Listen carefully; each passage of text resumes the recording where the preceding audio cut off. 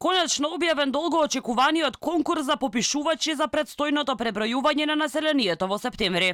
Конкурсот е објавен на веб страницата на Државниот завод за статистика и тој ќе трае дури 15 дена, што не беше случај за минатите конкурси кои пропаднаа. Оти пописот се одложи, но и не се пријавија доволен број на попишувачи.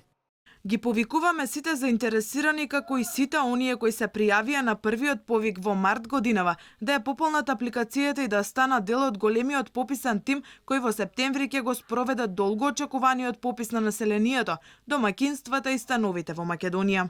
Се уште останува отворено прашањето што доколку и на овој конкурс, како и на претходните, не се пријават доволно попишувачи. Кој е планот бе на Државниот завод за статистика? Особено затоа што времето е многу кратко и речиси е невозможно да се распише уште еден конкурс без да се одложи пописот.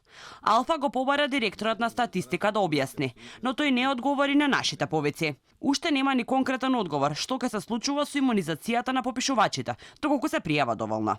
Особено оти на конкурсот што е распишан, вакцинацијата не е задолжителна за тие кои што ќе сакаат да бидат попишувачи. Од Државниот завод за статистика се правдаат, тие не можело никого на сила да натераат да се вакцинира.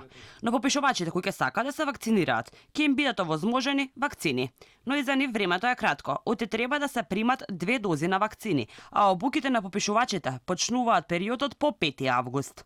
А токму имунизацијата беше една од точките на лидерската средба кога се одложи пописот, за кој зборуваа Мицковски и Заев. ВМРО ДПМН тогаш бараше одложување на пописот, со цел да се остави доволно време до есен да се имунизираат сите попишувачи за процесот на пребројување на населението да биде побезбеден.